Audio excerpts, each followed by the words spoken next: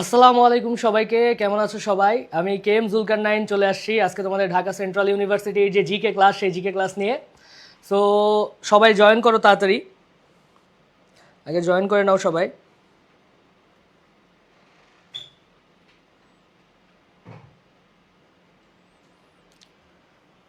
বিথি বলছে আসসালামু আলাইকুম। ওয়ালাইকুম আসসালাম আপু।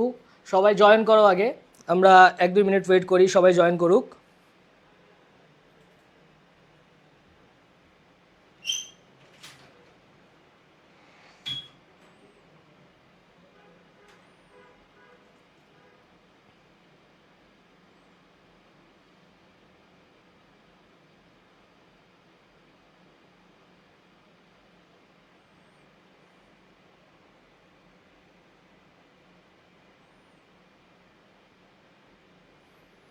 জয়েন করো সবাই, দ্রুত জয়েন করো। এবং যারা যারা আসো সবাই ক্লাসটা শেয়ার করে দাও, আগে একটা করে শেয়ার করে দাও। একটা খুবই ভালো ক্লাস হবে হোপফুলি, এবং ক্লাস থেকে তোমরা নিজেরা শিখতে পারবা। তো তোমরা নিজেরা যেহেতু শিখতেছো, তোমাদের টাইম লাইনে তোমাদের অন্যান্য যে বন্ধুরা আছে তারাও কিছু জিনিস শিখুক। শেয়ার করে দাও, অন্যদের উপকার করলে আল্লাহ তোমাদেরও উপকার করবে।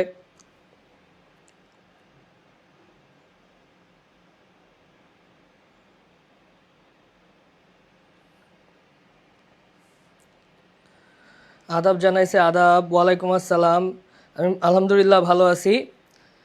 তাড়াতাড়ি জয়েন করো সবাই, আর 1 মিনিটের মধ্যে আমরা শুরু করবো। তাড়াতাড়ি জয়েন করো এবং পুরা ক্লাসটা এফোর্ট দিয়ে করার চেষ্টা করবা, কারণ একটা সিট যদি একটা পাবলিক ভার্সিটিতে আমরা ইনশিওর করতে পারি, ঢাকা সেন্ট্রাল ইউনিভার্সিটি বাংলাদেশের 57তম, প্লাস ঢাকার মধ্যেই, সুতরাং যথেষ্ট ভালো একটা অপশন এবং লুব্রিকেট একটা সুযোগ তোমাদের কাছে, তাই তো? সেই কারণে এটার জন্য ভালো পরিমাণে এফোর্ট দেওয়া লাগবে। পুরা ক্লাসটা আমরা মনোযোগ দিয়ে করার চেষ্টা করব, সবাই দয়া করে রেসপন্স করবো আমরা। ওকে, সবাই শেয়ার দিয়ে দাও তাড়াতাড়ি ক্লাসটা। ওকে, চলো ক্লাস শুরু করি। আমি কে এম জুলকার নাইন, বর্তমানে ঢাকা বিশ্ববিদ্যালয়ে অধ্যয়নরত আছি। এন্টায়ার ক্লাসে তোমাদের সাথে থাকবো, তোমরা রেসপন্স করবা হোপফুলি ভালো মতো। চলো ক্লাস শুরু করি। দেখো, এন্টায়ার ক্লাসে আমরা বেশ কিছু এমসিকিউ সলভ করবো। এমসিকিউ সলভ করতে করতে তোমাদের সাথে আমরা আলাপ আলোচনা করবো, এমনি করে ক্লাস আগাবে। তো ক্লাসের প্রথম কোয়েশ্চেন, এবং এই ধরনের কোয়েশ্চেন অর্থাৎ ভালো ভালো বিভিন্ন ফেমাস ফিকশনাল ক্যারেক্টার সাহিত্যের, সেই ক্যারেক্টারটা কে রচনা করছে, বা হচ্ছে অনেক রাইটারের অনেক ক্যারেক্টার সম্পর্কে জানতে চাওয়া হয়, অর্থাৎ সাহিত্য রিলেটেড এই ধরনের কোয়েশ্চেন অনেক টাইমই কিন্তু চলে আসে। ঠিক আছে? সো এই প্রথম কোয়েশ্চেনটার অ্যান্সার কি কেউ দিতে পারবা, যে শার্লক হোমস চরিত্রটার স্রষ্টাকে, শার্লক হোমস চরিত্রটা কে সৃষ্টি করছে? রেসপন্স করো কমেন্টে তোমরা।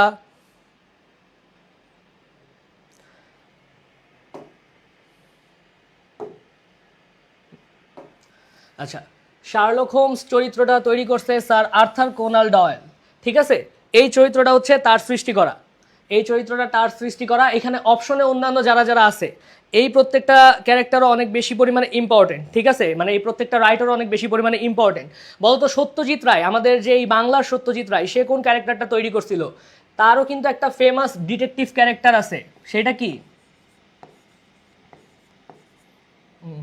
বেশি মোটা হয়ে গেছে, দাঁড়াও।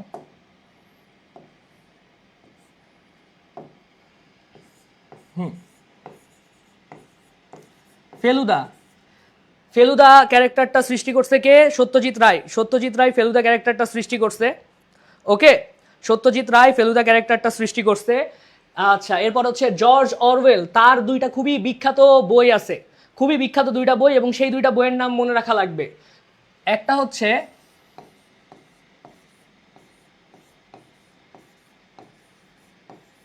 অ্যানিম্যাল ফার্ম, এই বইটা হচ্ছে জর্জ অরওয়েলের লেখা। এবং আরেকটা বই আছে 1948, এই বইটা হচ্ছে জর্জ অরওয়েলের লেখা। ঠিক আছে, এই দুইটা বই আমাদেরকে মনে রাখা লাগবে জর্জ অরওয়েলের ক্ষেত্রে।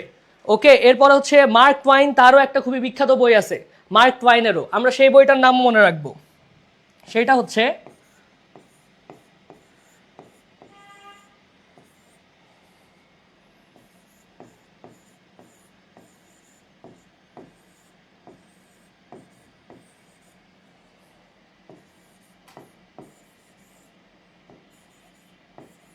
অ্যাডভেঞ্চার অফ হাকলবেরি ফিন। ঠিক আছে, এইখানে যেই কয়টা রাইটারের নাম আছে প্রত্যেকটা রাইটারই অনেক বেশি পরিমাণে ইম্পর্টেন্ট, এবং তাদের বিভিন্ন ফেমাস বইগুলো আছে যেটার মধ্যে থেকে যেগুলো নিয়ে তোমাদের কোয়েশ্চেন আসতে পারে সেগুলো কিন্তু অলরেডি বলে দিলাম। ওকে, একের সি অ্যান্সার করছে আফরোজ বিথি, খুবই ভালো। মিফতাহুল অ্যান্সার করছে একের সি, খুবই ভালো। এমনি করেই পুরো ক্লাস রেসপন্স করা লাগবে। যারা যারা ক্লাসটা দেখতেছো তারা ক্লাসটা শেয়ার করে দাও, অন্যরাও দেখুক। ওকে, ক্লাসটা শেয়ার করে দাও তাড়াতাড়ি।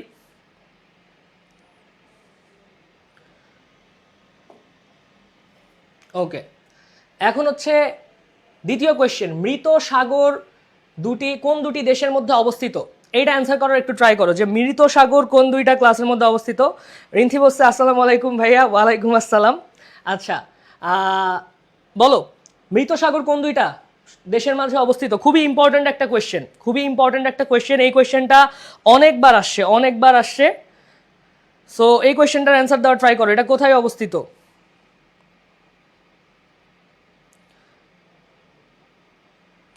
আচ্ছা, এইটা অবস্থিত হচ্ছে জর্ডান এবং ইসরায়েলের মধ্যে। ঠিক আছে, জর্ডান এবং ইসরায়েলের মধ্যে এটা অবস্থিত। এই মৃত সাগরকে কি বলা হয়? Dead Sea. আচ্ছা, এটাকে যদিও আমরা ডেড সি বা মৃত সাগর বলি, কিন্তু এটা প্রকৃতপক্ষে কিন্তু একটা হ্রদ। ঠিক আছে, প্রকৃতপক্ষে এটা একটা হ্রদ, এবং এইটাকে হচ্ছে লবণ সাগরও বলা হয়।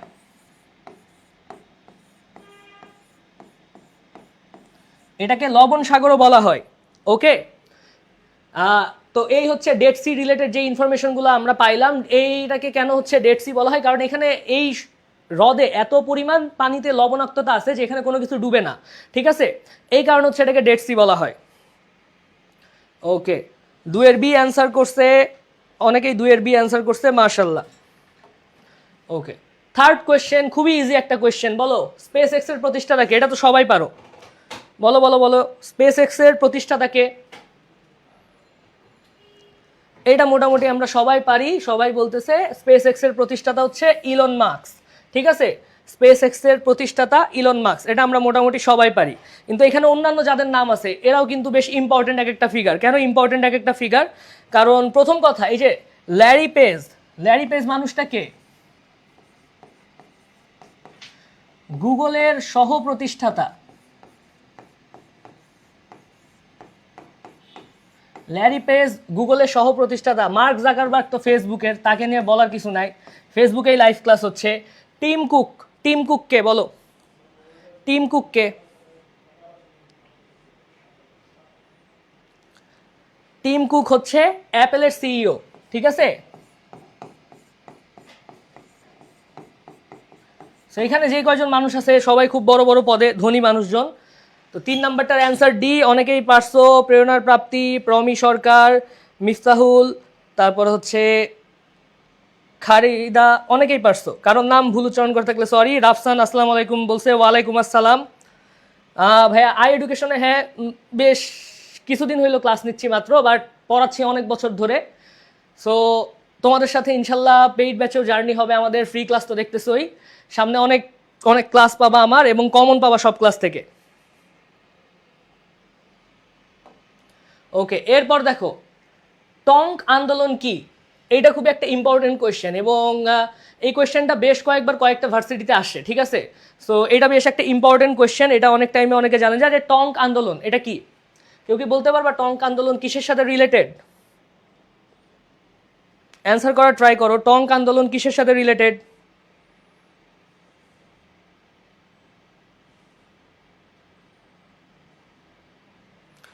টঙ্ক আন্দোলন রিলেটেড হচ্ছে কৃষক আন্দোলনের সাথে। ঠিক আছে, কৃষক আন্দোলনের সাথে টঙ্ক আন্দোলন রিলেটেড। এইটা নিয়ে খুব কম যেহেতু কথাবার্তা হয়, বাট 1-2বার পরীক্ষাতে আসছে, সেই কারণে একটু বলে রাখি। টঙ্ক আন্দোলন হয় হচ্ছে তোমার 1937 থেকে 50-এর মধ্যে। কোন জায়গায় হয়? ময়মনসিংহের উত্তরাঞ্চলের দিকে।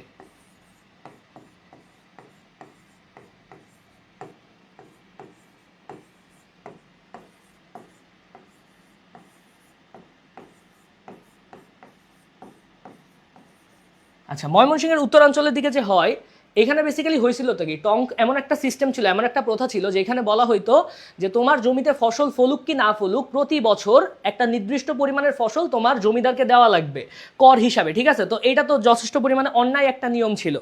এই অন্যায় নিয়মের এগেনস্টেই এই আন্দোলনটা হয়েছিল। ওকে, এই অন্যায় নিয়মের এগেনস্টে এই আন্দোলনটা হয়েছিল। চারের যারা এ বলছো তারা ভুল বলছো, এটা কৃষক আন্দোলন, ঠিক আছে, এটা কৃষক আন্দোলন।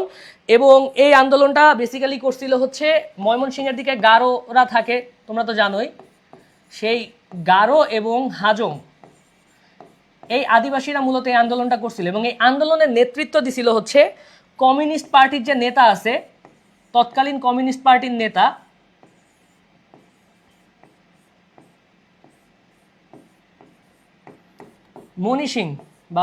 মণি সিংহ, ঠিক আছে।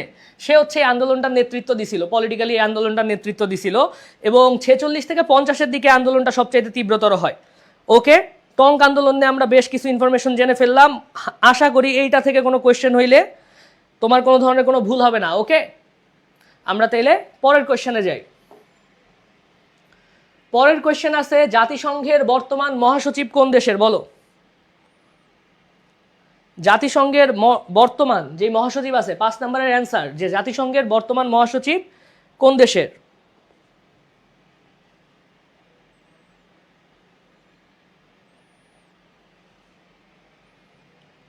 তাড়াতাড়ি অ্যান্সার করো, জাতিসংঘের বর্তমান মহাসচিব কোন দেশের। তোমরা 100 জন প্লাস লাইভটা দেখতেছো, লাইভটা কাইন্ডলি সবাই শেয়ার করে দিবা, সবাই শেয়ার করে দিবা লাইভটা, ঠিক আছে। কারণ এই লাইভ দেখে যদি কারোর কোনো পরীক্ষায় একটা হেল্পও হয়, সেই হেল্পের বিনিময়ে আল্লাহ তোমার হেল্প করবে বা উপর আল্লাহ তোমার হেল্প করবে, ঠিক আছে। সো মানুষের সবসময় আমরা উপকার করার চেষ্টা করব। 5-এর বি বলতেছে সবাই, হ্যাঁ 5-এর অ্যান্সার হচ্ছে বি, পর্তুগাল। জাতিসংঘের বর্তমান মহাসচিব পর্তুগাল থেকে, ঠিক আছে। তার নাম কি, তার নাম তো আমরা সবাই জানি নিশ্চয়ই, তাই না। তার নাম হচ্ছে অ্যান্টনিও গুতেরেস।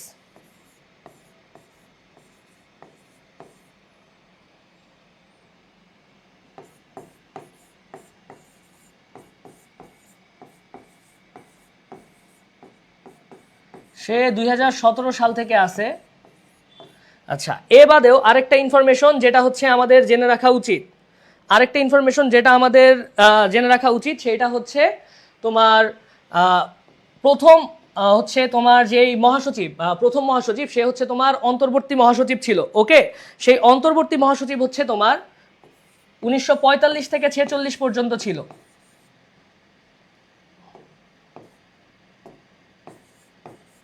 1945 থেকে 46 পর্যন্ত ছিল এই যে মহাসচিব ছিল, অন্তর্বর্তী মহাসচিব, সে হচ্ছে 1945 থেকে 46 পর্যন্ত ছিল। ওকে, আমরা পরের কোয়েশ্চেনে যাই, যে জাতিসংঘের টেকসই উন্নয়ন লক্ষ্য কয়টা, এটা বলার চেষ্টা করো, যে জাতিসংঘের টেকসই উন্নয়নের লক্ষ্য কয়টা।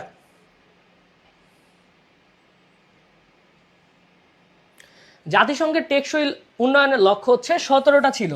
এটা কোত্থেকে আসছে, এটা হচ্ছে তোমার সাস্টেনেবল ডেভেলপমেন্ট যে গোল আছে, এসডিজি, সেই এসডিজি হচ্ছে তোমার 17টা। এসডিজিটা আসছে কোত্থেকে, এটা আসছে হচ্ছে তোমার, শুরুতে এটা ছিল হচ্ছে মিলেনিয়াম ডেভেলপমেন্ট গোল, এমডিজি।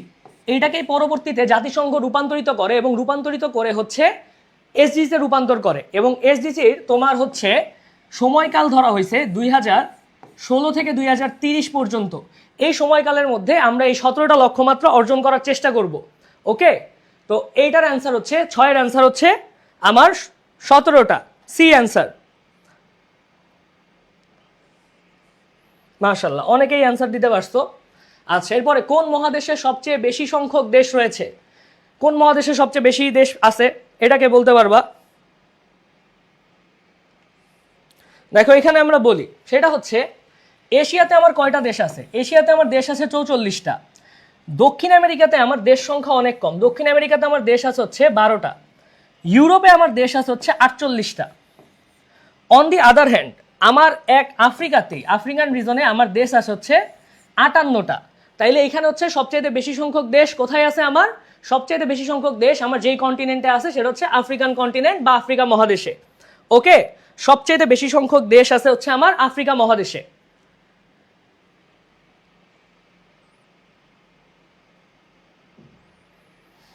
মাশাআল্লাহ, সবাই অ্যান্সার পারতেছো, খুবই ভালো। এরপরে হচ্ছে দেখো, আন্তর্জাতিক সামাজিক আন্দোলন ব্ল্যাক লাইভস ম্যাটার্স এটা কত সালে শুরু হয়? এইটা একটু অ্যান্সার করার চেষ্টা করো, এটা হালকা একটু ট্রিকি কোয়েশ্চেন, এটা অ্যান্সার করার চেষ্টা করো। 8 নাম্বারটা অ্যান্সার করার চেষ্টা করো একটু তোমরা।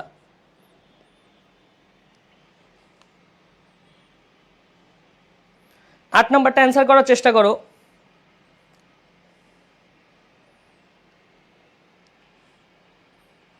আটের অ্যান্সার তাড়াতাড়ি দাও তোমরা।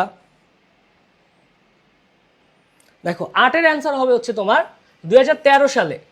আন্দোলনটা কিন্তু হচ্ছে 2020-21-এর দিকে একবার ফুয়েল আপ করে, কিন্তু আন্দোলনটা আসলে শুরু হয়েছিল 2013 সাল থেকেই। 2013 সাল থেকে কেন শুরু হয়েছিল? 2012 সাল, তখন হচ্ছে ট্রেভন মার্টিন নামের একজন ছিল কৃষ্ণাঙ্গ মানুষ, তাকে হচ্ছে হত্যা করে ফেলা হয় এবং তাকে হত্যা করা হচ্ছে জিমারম্যান, ঠিক আছে? সেই জিমারম্যানকে 2013 সালে আদালত থেকে খালাস দিয়ে দেওয়া হয়।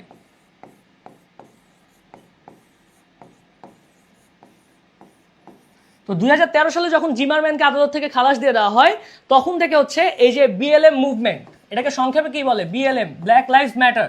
বিএলএম মুভমেন্টটা অনেক বড় পরিমাণে শুরু হয়, ঠিক আছে?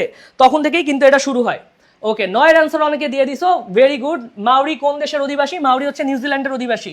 এটা খুবই ইম্পর্টেন্ট একটা জিকে, এটা অনেকবার আসছে এবং এখানে আরেকটা আছে, কিন্তু আরেকটা ইনফরমেশন এখানে অ্যাড করা যায়, সেটা হচ্ছে দক্ষিণ আফ্রিকাতে একটা খুবই বিখ্যাত আদিবাসী গোষ্ঠী আছে, তারা হচ্ছে জুলু আদিবাসী গোষ্ঠী, ঠিক আছে?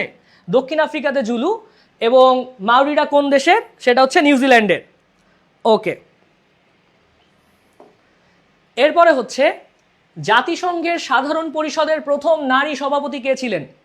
এইটা অ্যান্সার করার ট্রাই করো। জাতিসংঘের এই যে প্রথম নারী সভাপতি, কয়েকটা জিনিস খুবই ইম্পর্টেন্ট এবং সবসময় ইম্পর্টেন্ট। বিভিন্ন প্রতিষ্ঠানে প্রথম নারী,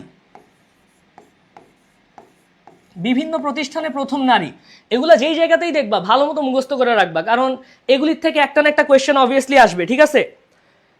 জাতিসংঘের প্রথম সাধারণ পরিষদের জেনারেল অ্যাসেম্বলি যেটা, সেইটার নারী তোমার সভাপতি কে ছিল? সেইটার প্রথম নারী সভাপতি ছিল হচ্ছে বিজয় লক্ষ্মী পণ্ডিত, ঠিক আছে? সেইটার প্রথম হচ্ছে এই যে নারী সভাপতি ছিল, সে হচ্ছে বিজয় লক্ষ্মী পণ্ডিত। সে কোন দেশের? সে হচ্ছে ইন্ডিয়ান। এবং সে কত সালে হচ্ছে জেনারেল অ্যাসেম্বলির সভাপতি হয়? 1953 সালে, 1953। 1953 সালে সে হচ্ছে জেনারেল অ্যাসেম্বলির তোমার হচ্ছে সভাপতি হয়। তার পরবর্তীতে এখানে আরেকজন ইম্পর্টেন্ট মানুষের নাম অপশনে দেওয়া আছে। সেই ইম্পর্টেন্ট মানুষটা হচ্ছে এই যে শাইখা হায়া বিনতে রশিদ, সে হচ্ছে বাহরাইনের। এই যে বাহরাইনের এই ব্যক্তি বা হচ্ছে এই নারী, সে হচ্ছে 2006 সালে প্রথম মুসলিম নারী হিসাবে, প্রথম মুসলিম নারী।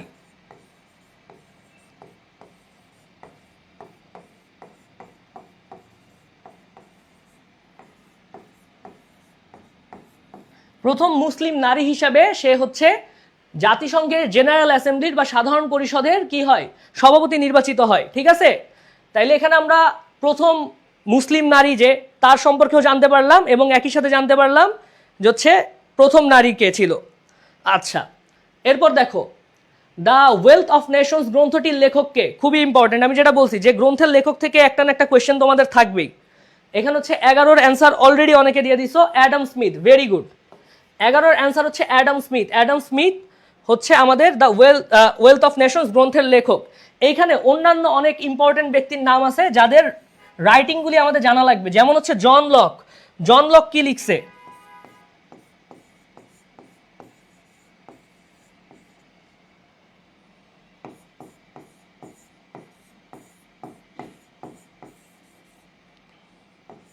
সেকেন্ড ট্রিটিল অফ গড, এটা হচ্ছে জন লকের খুবই বিখ্যাত একটা লেখা, এইটা অবভিয়াসলি মনে রাখা লাগবে। তারপরে কার্ল মার্কস, ইতিহাসের সবচেয়ে বিখ্যাত ফিগার, কিন্তু কার্ল মার্কসের একক লেখা কোনটা? এটা কিন্তু অনেক ইম্পর্টেন্ট। কার্ল মার্কসের একক লেখা হচ্ছে দাস ক্যাপিটাল।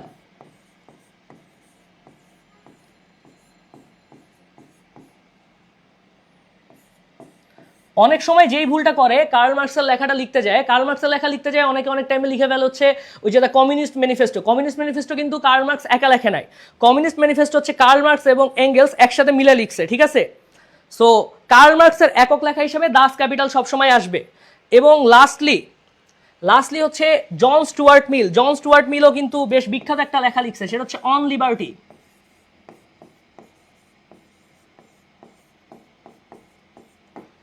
তাহলে এই যে এখানে চারজন কাল্ট ফিগারের ইম্পর্টেন্ট আমরা চারটা লেখা দেখে ফেললাম, ঠিক আছে? এই প্রত্যেকটাই কিন্তু অনেক বেশি পরিমাণে ইম্পর্টেন্ট। এখন হচ্ছে দেখো, অর্থনীতিতে মাইক্রো এবং ম্যাক্রো শব্দ যদি প্রথম কে ব্যবহার করে, এই যে প্রথম শব্দ ব্যবহার বা হচ্ছে বিভিন্ন থিওরির প্রবক্তা, থিওরি বা হচ্ছে তত্ত্ব বলে, সেটার প্রবক্তা, এই জিনিসগুলি খুবই ভালো মতো পড়া লাগবে, ঠিক আছে? থিওরি বা তত্ত্বের প্রবক্তাগুলি অনেক ভালো মতো পড়া লাগবে। এটা বলো যে হচ্ছে অর্থনীতিতে মাইক্রো ও ম্যাক্রো শব্দ দুটি প্রথম কে ব্যবহার করে। অনেকে ভুল করে এটা যেটা দাগাবে সেটা হচ্ছে অ্যাডাম স্মিথ, ঠিক আছে? অ্যাডাম স্মিথ অনেক টাইমে দাগায় দেয়, কিন্তু এইটার কারেক্ট অ্যান্সার হবে হচ্ছে র্যাগনার ফ্রিশ। এটার কারেক্ট অ্যান্সার হবে হচ্ছে র্যাগনার ফ্রিশ। এবং অ্যাডাম স্মিথ কিসে ভূমিকা রাখছিল? অ্যাডাম স্মিথ তোমাকে দিছিল হচ্ছে মুক্তবাজার অর্থনীতি।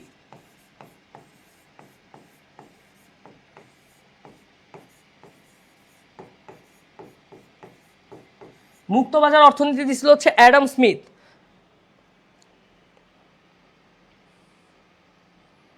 বারোর অ্যান্সার অনেকে সি বলছো, সি না, র্যাগনার ফ্রিশ হচ্ছে ইয়ে।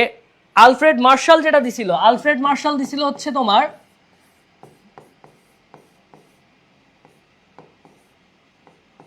নিও ক্লাসিক্যাল ইকোনমি।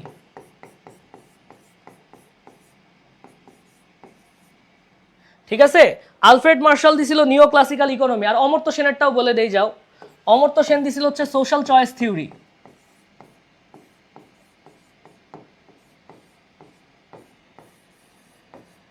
অমর্ত্য সেন দিছিল সোশ্যাল চয়েস থিওরি, ঠিক আছে? তো বারোর অ্যান্সার যারা হচ্ছে সি বলছিলা, বারোর অ্যান্সার সি হবে না, বারোর কারেক্ট অ্যান্সার হচ্ছে বি, র্যাগনার ফ্রিশ। সে হচ্ছে ম্যাক্রো এবং মাইক্রো এই শব্দ দুইটা প্রথমবারের মতো ব্যবহার করছিল। ওকে, এরপরে হচ্ছে কোন বিপ্লবকে অক্টোবর বিপ্লব বলা হয়? এটা খুবই ইজি, এটা খুবই ইজি। দেখো, কোন বিপ্লবকে অক্টোবর বিপ্লব বলা হয়? অক্টোবর বিপ্লব বলা হয় কোন বিপ্লবকে? অক্টোবর বিপ্লব হচ্ছে আমাদের রুশ বিপ্লব। কোথায় অপশনে? এই যে রুশ বিপ্লব। রুশ বিপ্লব হচ্ছে আমাদের অক্টোবর বিপ্লব। এটাকে কেন অক্টোবর বিপ্লব বলা হয়? সেটা হচ্ছে আগেকার দিনে কিন্তু গ্রেগরিয়ান ক্যালেন্ডার ফলো করা হতো না। আগেকার দিনে কোন ক্যালেন্ডার ফলো করা হতো? Julian calendar. এবং জুলিয়ান ক্যালেন্ডার হিসাবে তোমার হচ্ছে 25 অক্টোবর, 25 অক্টোবর কত সাল? 1917 সাল তোমার হচ্ছে রুশ বিপ্লব সংগঠিত হয়। প্রথমে হয় হচ্ছে তোমার ম্যানশেভিকরা ক্ষমতা নিয়ে নেয়, পরে বলশেভিকরা ক্ষমতা নিয়ে নেয় এই 25 অক্টোবর 1917 সালে। এখানে অন্যান্য বিপ্লব যেগুলি আছে, যেমন হচ্ছে ফরাসি বিপ্লব। ফরাসি বিপ্লবের টাইম লাইন কি? ফরাসি বিপ্লব হয় হচ্ছে তোমার 1789 থেকে 1799 পর্যন্ত। এই টাইম লাইনে হচ্ছে তোমার ফরাসি বিপ্লব হয়। শিল্প বিপ্লব বা প্রথম ইন্ডাস্ট্রিয়াল রেভলিউশন, ঠিক আছে? প্রথম ইন্ডাস্ট্রিয়াল রেভলিউশন যেটা, সেটা কবে হয়? সেটা হয় হচ্ছে 1760 থেকে তোমার হচ্ছে 1840 পর্যন্ত। এবং লাস্টলি কোরিয়ান বিপ্লব যেটাকে বলা হয়, ওই যখন কিনা দুই কোরিয়া একসাথে ছিল, সেই কোরিয়ান বিপ্লব কত সালে হয়? কোরিয়ান বিপ্লব হয় হচ্ছে 1950 থেকে 53 এই টাইম লাইনে, ঠিক আছে?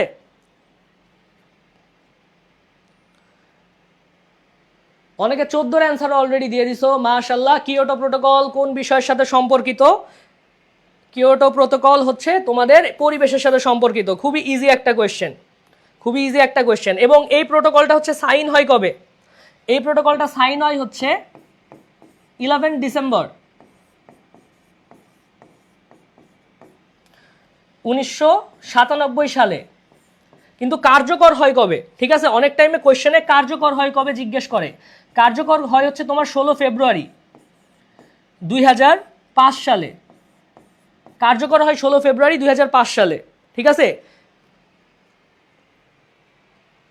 ওকে, 14 অ্যান্সার সবাই পারছো, মাশাআল্লাহ। আমরা এখন 15তে চলে যাই। দেখো, ভারতের রাষ্ট্রপতি দ্রৌপদী মুর্মু কোন সম্প্রদায়ের? এইটা বেশ ইজি একটা কোয়েশ্চেন, এইটা তোমাদের সবারই পারা উচিত। এটা ট্রাই করো। দ্রৌপদী মুর্মু কোন সম্প্রদায়ের মানুষ? কোন সম্প্রদায়ের?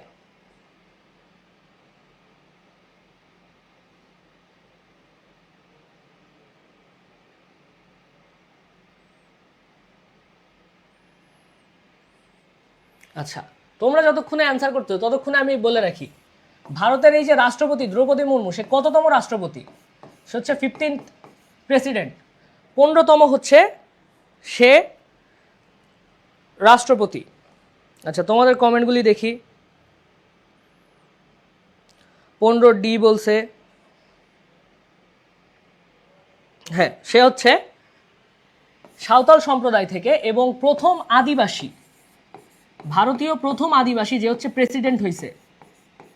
ঠিক আছে, ভারতীয় প্রথম আদিবাসী যে হচ্ছে প্রেসিডেন্ট হয়েছে। আমরা পরের স্লাইডে যাই। শাহনামা কার মৌলিক গ্রন্থ? এই পুরাতন গ্রন্থগুলো অনেক টাইমে, ঠিক আছে, পুরাতন গ্রন্থ এতক্ষণ তো হচ্ছে আমরা বিভিন্ন মানে লাইনের রাইটার যারা সাহিত্যের বাইরে, সাহিত্যের মধ্যেও যদিও দেখছি, কিন্তু সাহিত্যের বাইরে নন ফিকশন যে রাইটিংগুলো ছিল সেগুলো দেখছি। কিন্তু এই যে ফিকশনাল রাইটিংগুলোও কিন্তু অনেক বেশি পরিমাণে ইম্পর্টেন্ট। ঠিক আছে, ফিকশনাল রাইটিংগুলো অনেক বেশি পরিমাণে ইম্পর্টেন্ট। তার মধ্যে থেকে এই যে শাহনামা কার মৌলিক গ্রন্থ, অর্থাৎ শাহনামাটা লিখছে কে? শাহনামা যে গ্রন্থটা আছে সেটা লিখছে কে? শাহনামা গ্রন্থটা কে লিখছে? অ্যান্সার করো।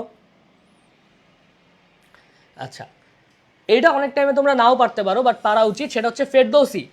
ফেরদৌসি হচ্ছে তোমার শাহনামাটা লিখছে। এই শাহনামা হচ্ছে তোমার একটা মহাকাব্য। ঠিক আছে, এইটা হচ্ছে তোমার পৃথিবীতে যেই কয়টা বিখ্যাত মহাকাব্য আছে তার মধ্যে এইটা হচ্ছে একটা বিখ্যাত মহাকাব্য।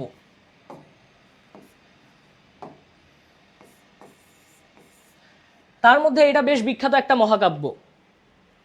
এইখানে অন্যান্য যাদের নাম আছে তারাও কিন্তু সবাই বেশ বড় বড় মানের রাইটিংগুলা করছে। ঠিক আছে, অন্যদেরটাও আমরা একটু দেখে নিই। যেমন হচ্ছে কায়কোবাদ। কায়কোবাদ কি লিখছে? কায়কোবাদের মহাকাব্য হচ্ছে মহাশ্মশান।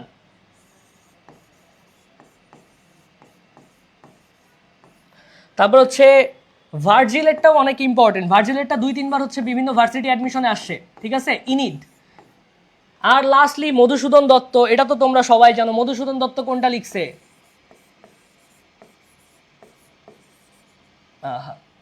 কই গেল? মেঘনাদ বধ কাব্য। ঠিক আছে, মেঘনাদ বধ কে লিখছে? মধুসূদন দত্ত লিখছে। ওকে, এরপরে হচ্ছে 17-র answer, justice delayed is justice denied উক্তিটি কার? প্রমি সরকার বলছে সি, সাইমুল ইসলাম বলছে গ। মাশাআল্লাহ, দুজনই কারেক্ট বলছো। গ্লাডস্টোন। গ্লাডস্টোন হচ্ছে এই লেখাটা, সরি মানে এই উক্তিটা করছে।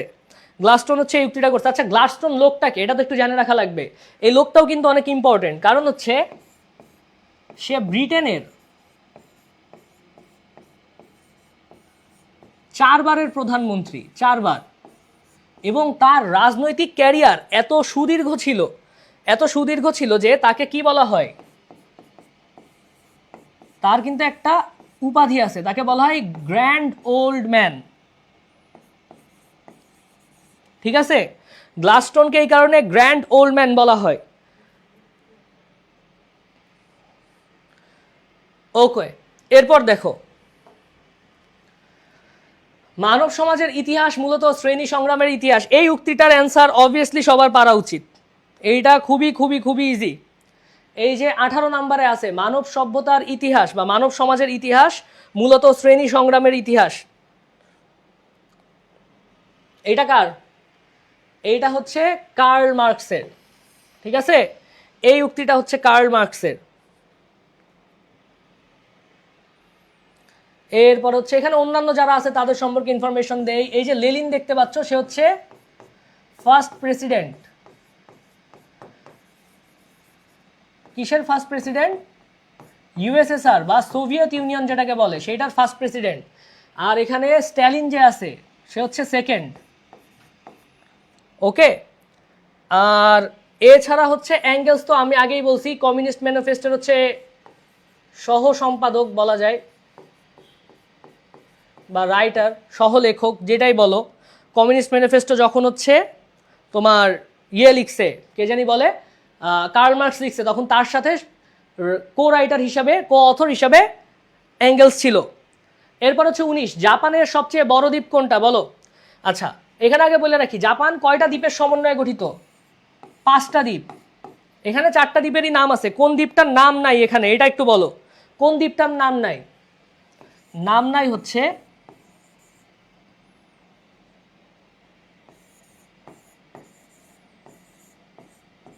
ওকিনাওয়া, এই দ্বীপটার নাম এখানে নাই।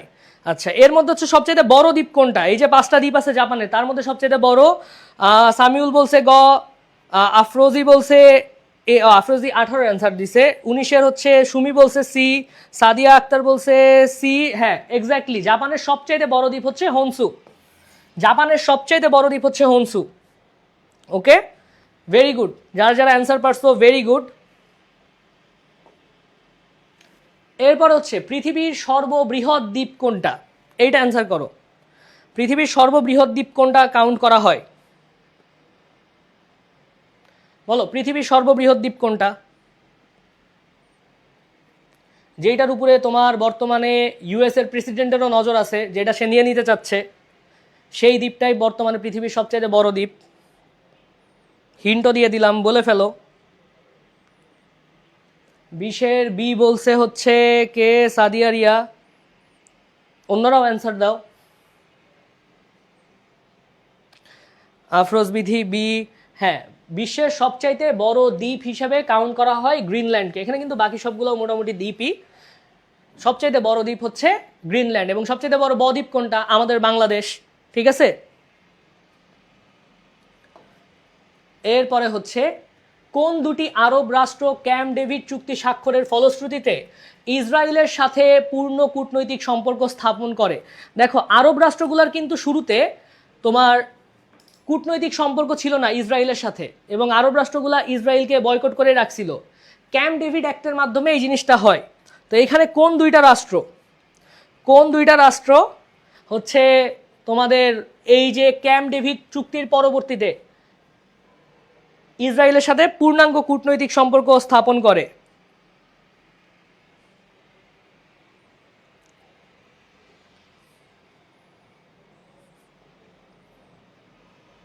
বলো কোন দুইটা দ্বীপ, দ্বীপ বলতেছি, কোন দুইটা রাষ্ট্র? এটার অ্যান্সার হচ্ছে জর্ডান এবং মিশর। জর্ডান এবং মিশর যে একই সাথে পূর্ণাঙ্গ কূটনৈতিক সম্পর্ক স্থাপন করছে এরকম না কিন্তু। এইখানে এই জিনিসটা একটু বুঝে রাখা লাগবে আমাদের। সেইটা হচ্ছে তোমার 1979 সালে, হ্যাঁ 1979 সালে হচ্ছে তোমার সাইন হয় হচ্ছে মিশর ইসরায়েল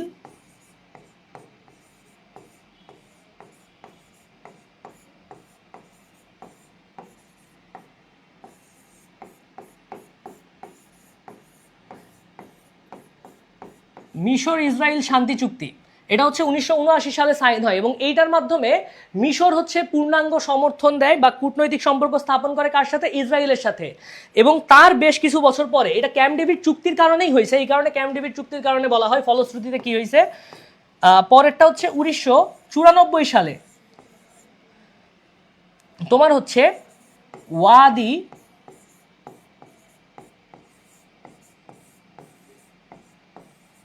আরবা চুক্তি। এই ওয়াদি আরবা চুক্তি কার কার মধ্যে হয়? এই ওয়াদি আরবা চুক্তি হয় বাই ডিফল্ট হচ্ছে তোমার জর্ডান এবং ইসরায়েলের মধ্যে।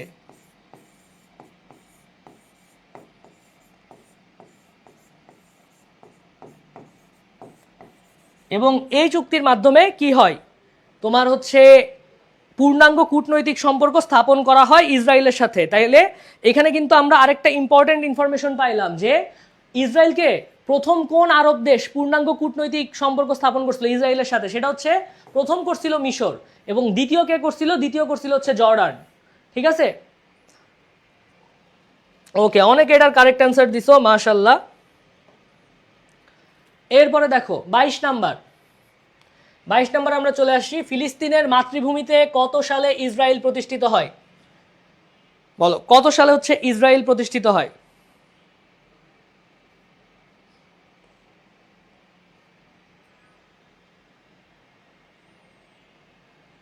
এটার অ্যান্সার দাও, তোমাদের অ্যান্সার ওয়েটে আসি।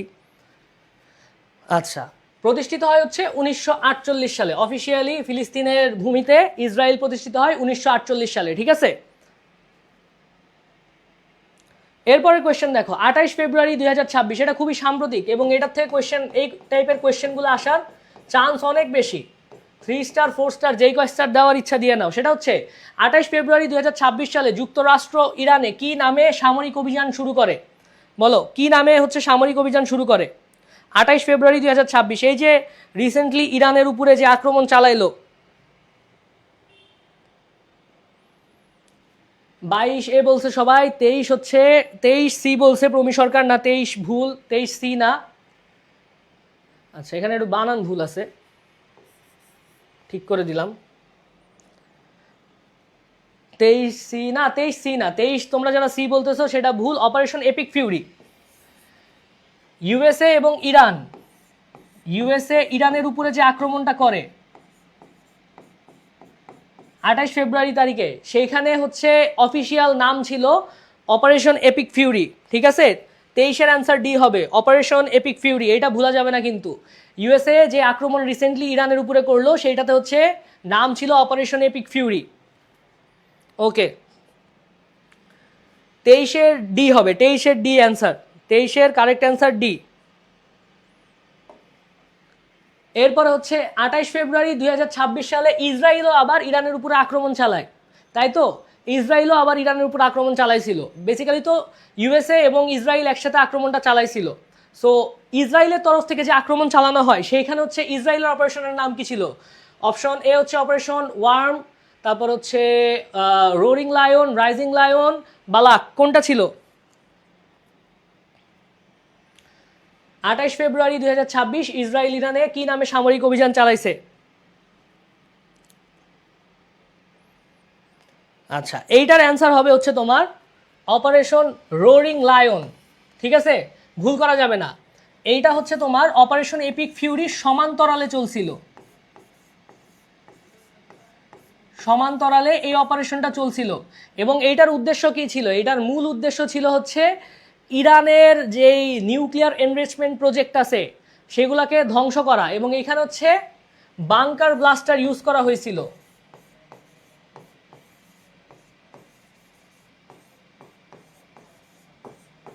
এই অপারেশনে ইসরায়েল বাংকার ব্লাস্টার ইউজ করে।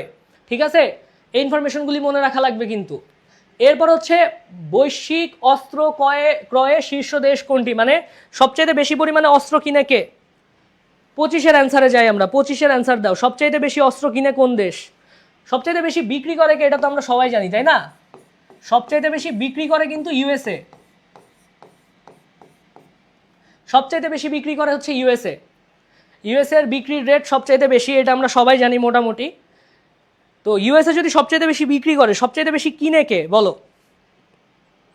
25-এর অ্যান্সার এ দিছে নাহার সুবা। অন্যরা বলো, 25-এর অ্যান্সার বলো অন্যরা। এ, হ্যাঁ সবাই এ বলতেছে, কারেক্ট। ইউক্রেন হচ্ছে বর্তমানে সবচাইতে বেশি অস্ত্র কিনে। এই যে অস্ত্র কেনা বেচার রিপোর্ট, সেটা কে দেয়?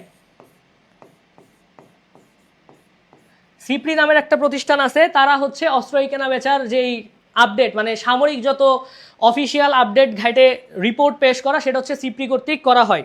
ঠিক আছে, এরপরে যাই আমরা।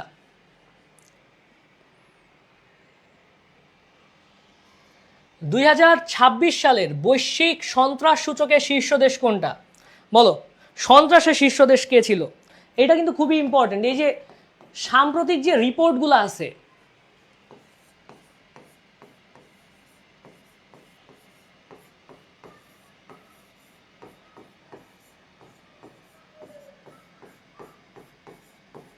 সাম্প্রতিক রিপোর্ট, এই সাম্প্রতিক রিপোর্টগুলো অনেক বেশি পরিমাণে ইম্পর্টেন্ট এবং ভাইটাল যে কোনো অ্যাডমিশনের জন্য। ঠিক আছে, সাম্প্রতিক রিপোর্টের যে কোর পয়েন্টগুলো আছে সেগুলো অবভিয়াসলি পড়া লাগবে। তেমনই হচ্ছে সাম্প্রতিক রিপোর্ট এই 26 সালে যে প্রকাশ পাইছে, সেখানে বৈশ্বিক সন্ত্রাস সূচকে সর্বোচ্চ দেশ কোনটা? বলো, 1 নম্বরে সন্ত্রাসের দিক দিয়ে 1 নম্বরে কোন দেশ আছে?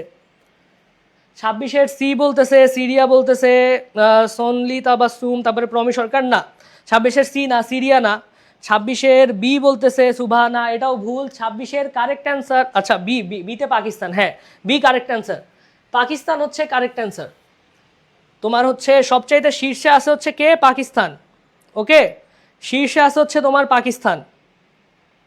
আচ্ছা, কেন পাকিস্তান শীর্ষে আছে? কারণ 2025 সালে তোমার পাকিস্তানে সন্ত্রাস হামলায় নিহত হয়েছে 1139 জন। ঠিক আছে, 1139 জন সন্ত্রাস হামলায় নিহত হয়েছে। সেকেন্ডে কে আছে? এটাও ইম্পর্টেন্ট, বলো সেকেন্ডে কে আছে?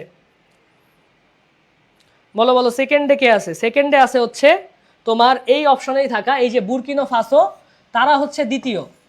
তৃতীয়টা কি অপশনে আছে? এখানে সিরিয়া আছে, মালি আছে, না নাইজার নাই, তাই তো? নাইজার হচ্ছে তোমার তৃতীয়।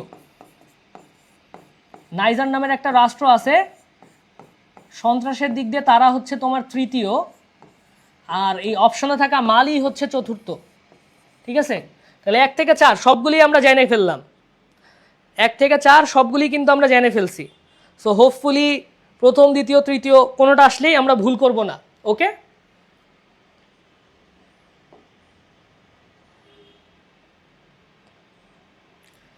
এরপরে হচ্ছে 21তম G20 শীর্ষ সম্মেলন কোথায় অনুষ্ঠিত হয়েছে? এই G20 সম্মেলন, G20 এবং কপ, এই দুইটার সম্মেলন কোথায়, কবে, কখন অনুষ্ঠিত হয়েছে, কে কোন দেশ সভাপতিত্ব করছে, এগুলি একটু ভালো করে পড়া লাগবে সব সময়। ঠিক আছে, কারণ এই জায়গাগুলি থেকে কোয়েশ্চেন হইতেই থাকে, রিপিটেডলি কোয়েশ্চেন হইতে থাকে, কারণ এগুলি প্রত্যেক বছরই যেহেতু হয়। ওকে, 27-এর অ্যান্সার দাও। 21তম G20 শীর্ষ সম্মেলন কোথায় অনুষ্ঠিত হয়? একেবারে রিসেন্ট যেটা হইল 21তম,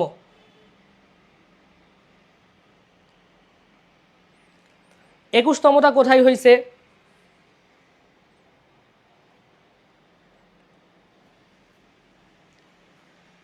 একুশতম শীর্ষ সম্মেলন G20-র, এটা হয়েছে হচ্ছে যুক্তরাষ্ট্রের মিয়ামিতে। ঠিক আছে, যুক্তরাষ্ট্রের মিয়ামিতে। এই যে 27-এর এ অনেকেই পারছে, ভেরি গুড। যুক্তরাষ্ট্রের মিয়ামিতে হয়েছে। যেই ইনফরমেশনটা আমার লাগবে সেটা হচ্ছে, অনেক সময় তোমাদেরকে জিজ্ঞেস করবে G20-র সদস্য দেশ কয়টা। যখন কিনা জিজ্ঞেস করবে G20-র সদস্য দেশ কয়টা, তখন হচ্ছে G20-র তোমার সদস্য দেশ,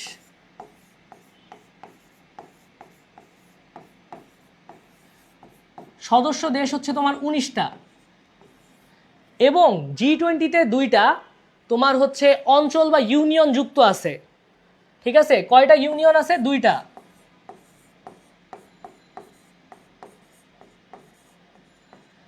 এই কারণে মোট সদস্য কিন্তু G20-র 20 না 21টা, এবং 2টা ইউনিয়নের মধ্যে কারা কারা আছে?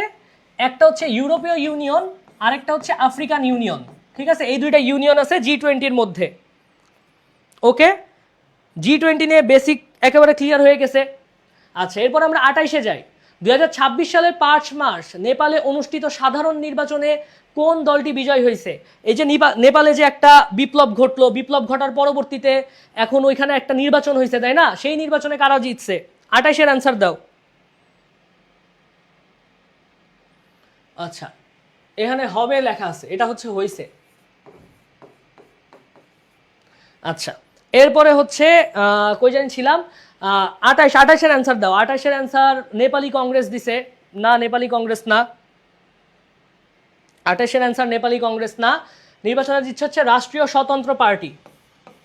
ঠিক আছে, নির্বাচনে জিতছে হচ্ছে রাষ্ট্রীয় স্বতন্ত্র পার্টি।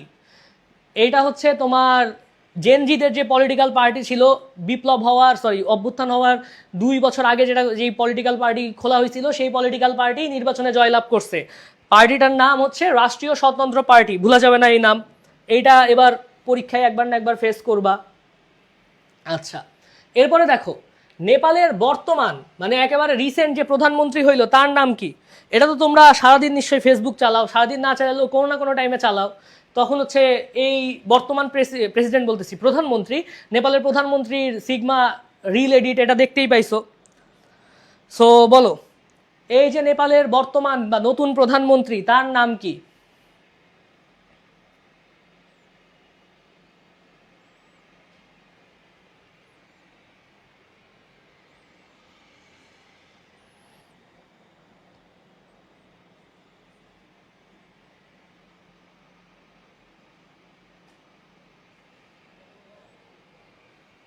কমেন্ট করো, কমেন্ট করো। কোথায়?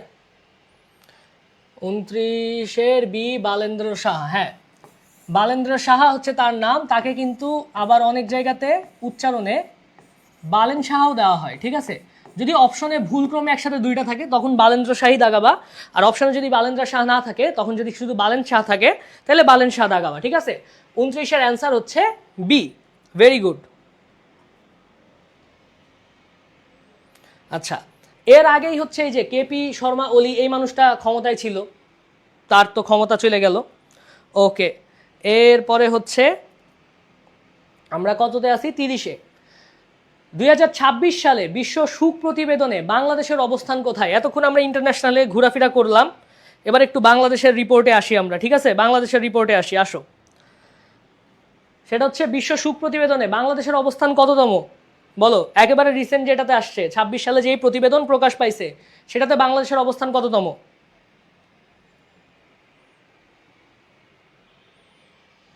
এটাতে বাংলাদেশের অবস্থান হচ্ছে 127তম, ঠিক আছে। মানে সুখ প্রতিবেদনে তাইলে আমরা অনেক পরিমাণে পিছাই আছি। ফার্স্ট কে হয়েছে বলো তো? প্রথম কে হয়েছে? প্রথম হয়েছে যথারীতি ফিনল্যান্ড।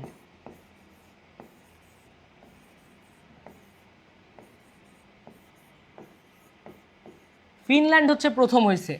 এখন কথা হচ্ছে এই যে বিশ্ব সুখের দিক দিয়ে ফিনল্যান্ড যে প্রথম হয়েছে, এটা কয়তম বারের মতো হয়েছে?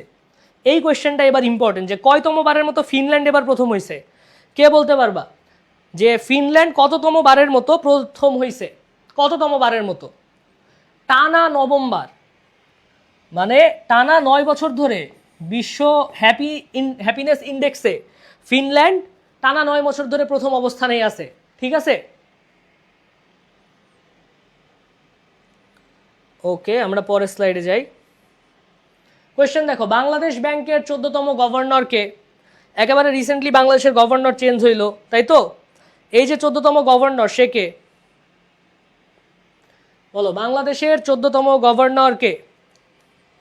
বাংলাদেশের 14তম গভর্নর হচ্ছে মোহাম্মদ মোস্তাকুর রহমান। এই মোহাম্মদ মোস্তাকুর রহমান, সে হচ্ছে বাংলাদেশের 14তম গভর্নর, এবং প্রথমবারের মতো কোনো একজন ব্যবসায়ী বাংলাদেশ ব্যাংকের গভর্নর হয়েছে, প্রথমবারের মতো। বাংলাদেশের ইতিহাসে প্রথমবারের মতো কোনো একজন ব্যবসায়ী, সে হচ্ছে বাংলাদেশ ব্যাংকের গভর্নর হয়েছে। ওকে, আচ্ছা। এরপর হচ্ছে বর্তমানের মন্ত্রিসভায় মোট সদস্য সংখ্যা কত? বলো, বাংলাদেশে যে নির্বাচন হইল, নির্বাচন পরবর্তী যে মন্ত্রিসভা হইল, সেই মন্ত্রিসভায় বর্তমানে সদস্য সংখ্যা কত? 32-এর অ্যান্সার করো তোমরা। মন্ত্রিসভায় বর্তমানে সদস্য সংখ্যা কতজন? বর্তমানের মন্ত্রিসভায় আমার একজন তো প্রধানমন্ত্রী তারেক রহমান,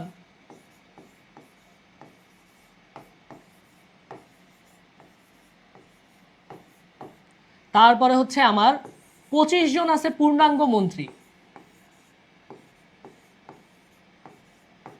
বা পূর্ণমন্ত্রী, 24 জন আছে হচ্ছে আমার উপমন্ত্রী, তো না, প্রতিমন্ত্রী।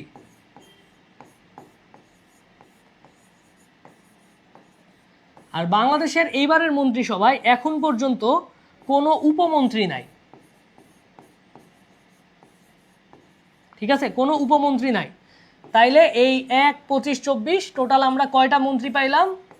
50টা, ঠিক আছে। তাইলে এবারের হচ্ছে মন্ত্রিসভায় আমাদের মন্ত্রী সংখ্যা 50। প্রধানমন্ত্রীকে তো কাউন্ট করতে হবে মন্ত্রিসভাতে, প্রধানমন্ত্রী সহ মন্ত্রিসভা কাউন্ট করা হয় টোটাল সদস্য সংখ্যা, এই কারণে এবার হচ্ছে মন্ত্রিসভার সদস্য সংখ্যা 50। ওকে, এরপরে হচ্ছে দেখো, মনপুরা 70 এটা কি? এটা খুবই কাল ক্লাসিক কোয়েশ্চেন, এবং এইটা কতবার যে আসছে তার কোনো হিসাব নাই। এটা বহুবার আসছে, বহুবার, ঠিক আছে, বহুবার আসছে এটা। বলো, মনপুরা 70 এটা কি?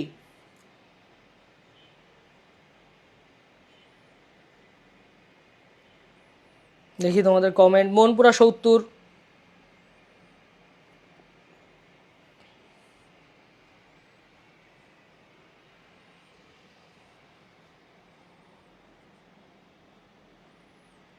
তেত্রিশের এ বলতেছে সবাই। এক্স্যাক্টলি, মনপুরা 70 হচ্ছে আমার একটা চিত্রকর্ম। এটা কে করছে? জয়নুল আবেদিন।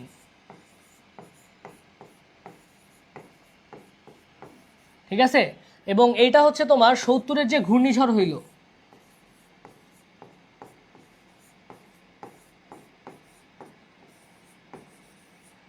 সত্তরের ঘূর্ণিঝড়ের উপরে এই পার্টিকুলার তোমার ছবিটা আঁকা হয়েছে। ঠিক আছে, 70-এর ঘূর্ণিঝড়ের উপরে এই ছবিটা আঁকা হয়েছে। এরপর হচ্ছে বাংলাদেশে প্রথমবারের মতো কত সালে আদমশুমারি হয়? আদমশুমারি বা জনশুমারি যেটাই বলা হোক, জনশুমারি, এটাকে আদমশুমারিও বলে।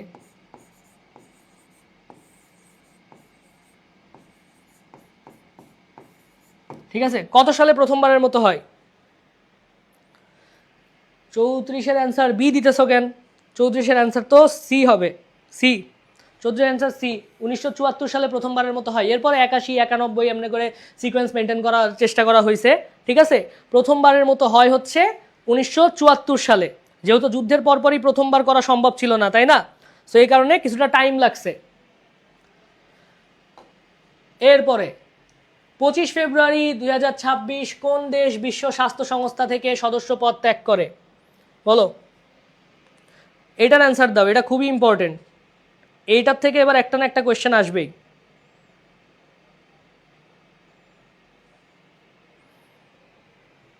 বলো, 25 ফেব্রুয়ারি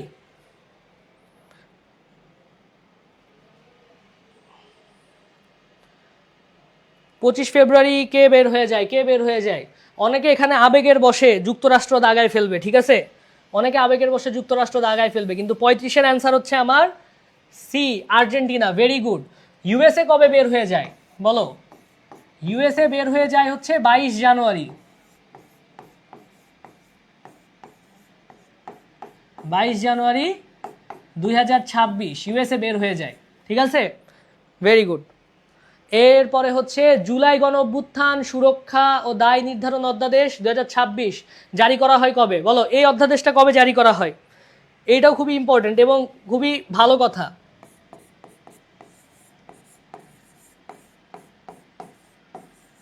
অধ্যাদেশ জারি, কোন কোন অধ্যাদেশ কবে কবে জারি হয়েছে, এটা ভালো মতো পড়া লাগবে তোমাদের। এটা খুবই ইম্পর্টেন্ট একটা টপিক। ঠিক আছে, 36-এর অ্যান্সার দাও সবাই, এখন 36-এর অ্যান্সার দাও। এই যে অধ্যাদেশ জারি, এটা ভালো মতো পড়া লাগবে। 36-এর বি বলছে একজন 23 জানুয়ারি, অন্যরাও বলো দেখি 36-এর অ্যান্সার।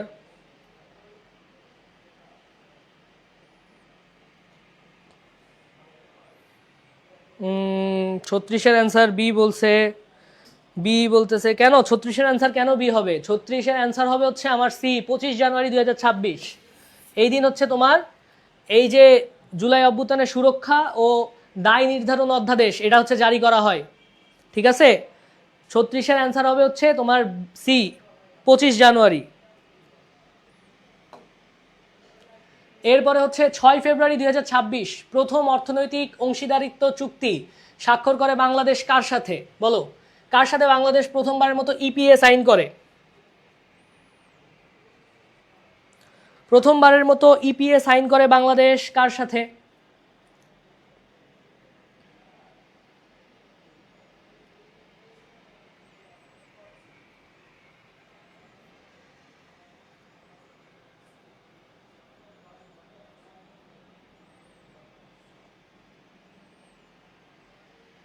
অনেকে বলতেছে এ, হ্যাঁ, জাপানের সাথে প্রথমবারের মতো আমরা ইপিএ সাইন করি এবং ডেট এটার মনে রাখবা। আমি কিন্তু ডেট খুবই কম মুখস্থ করতে বলি, কিন্তু যখন বলতেছি মানে ওই ডেট অবভিয়াসলি পরীক্ষায় কোনো না কোনো জায়গায় দেখবা। ঠিক আছে, সো এই ডেট অবভিয়াসলি মুখস্থ করা লাগবে, মুখস্থ করা একেবারে বাধ্যতামূলক। এরপরে হচ্ছে বর্তমানে দেশে সরকারি বিশ্ববিদ্যালয় কয়টা আছে? বলো, এটা তো ক্লাসের শুরুতেই বলে দিছি তাই না, যে সরকারি বিশ্ববিদ্যালয় বর্তমানে আছে 57টা, এবং একেবারে লাস্ট সরকারি বিশ্ববিদ্যালয় আমাদের ঢাকা সেন্ট্রাল ইউনিভার্সিটি। ঠিক আছে, লাস্ট ইউজিসি কর্তৃক অনুমোদিত সর্বশেষ হচ্ছে ঢাকা সেন্ট্রাল ইউনিভার্সিটি।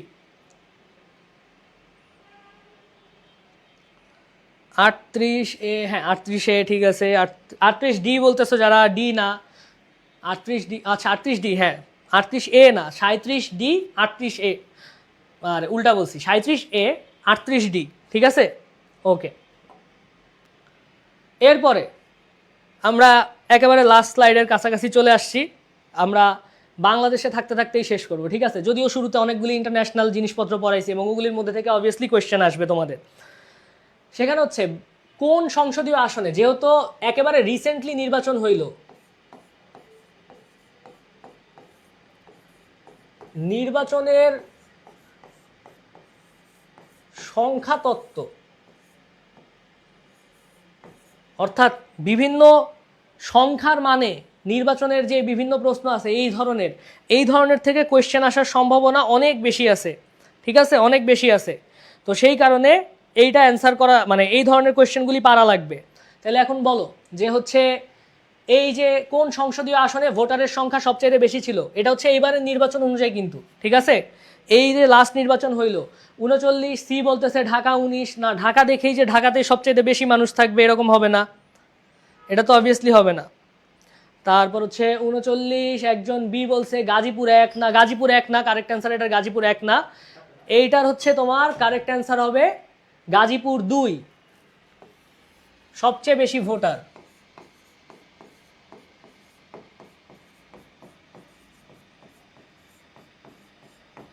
ঠিক আছে, গাজীপুর 2 হচ্ছে এইটার কারেক্ট অ্যান্সার। এরপরে হচ্ছে তোমার লাস্ট, কোন সংসদীয় আসনে ভোটারের সংখ্যা সবচেয়ে কম, বলো কোন সংসদীয় আসনে ভোটারের সংখ্যা সবচাইতে কম, লাস্টেরটা অ্যান্সার করো। একজন বলছে 40-এর ডি, তারপরে বাকিরা বলো। এক্স্যাক্টলি, ঝালকাঠি 1-এ হচ্ছে সবচাইতে আমার ভোটারের সংখ্যা কম ছিল, এইবার সবচাইতে কম ভোটার ছিল ঝালকাঠি 1-এ, ঠিক আছে? এবং জেলার দিক দিয়ে সবচাইতে বেশি অবভিয়াসলি ঢাকাতেই ছিল, জেলার দিক দিয়ে সবচাইতে বেশি ঢাকাতে, কম ছিল খাগড়াছড়িতে। জেলার দিক দিয়ে এই হচ্ছে আমার আপডেট।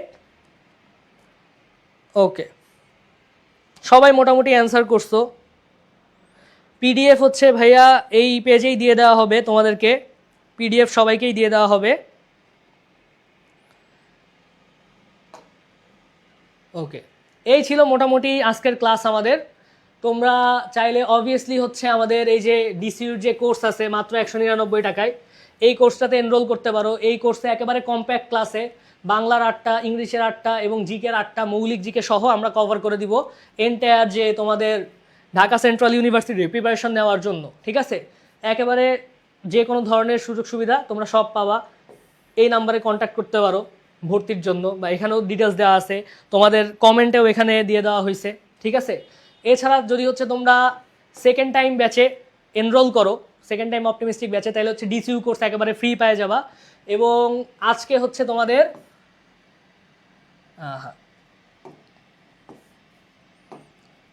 আজকে হচ্ছে, আরে বারবার এটা দিচ্ছি কেন, হ্যাঁ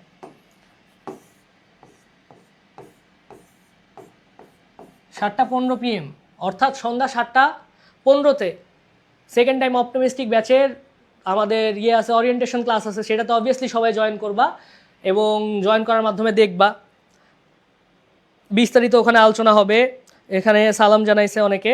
ওকে, তোমরা অবভিয়াসলি কোর্সটাতে এনরোল করো। এনরোল করলে সর্বাত্মক ট্রাই করা হবে যাতে করে ঢাকা সেন্ট্রাল ইউনিভার্সিটির একটা পার্টিকুলার সিট তোমাদের হয়ে যায়, ঠিক আছে? কারণ দেখো তোমরা সবাই পরিশ্রম করতেছে, এই যে 82 জন একেবারে লাইভের শেষ পর্যন্ত আছে, ঠিক আছে?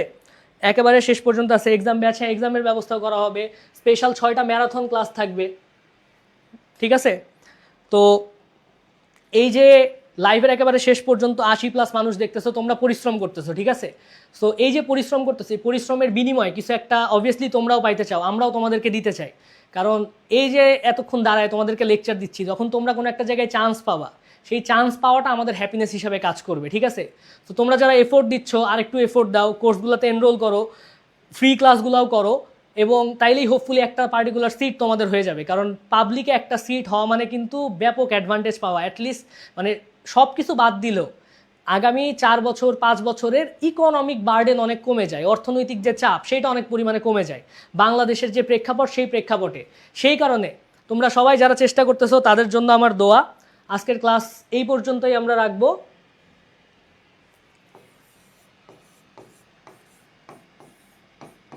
গুড বাই সবাইকে। আল্লাহ যদি তৌফিক দান করে তাইলে অন্য কোনো ক্লাসে দেখা হবে সবার সাথে। সেই পর্যন্ত খোদা হাফেজ।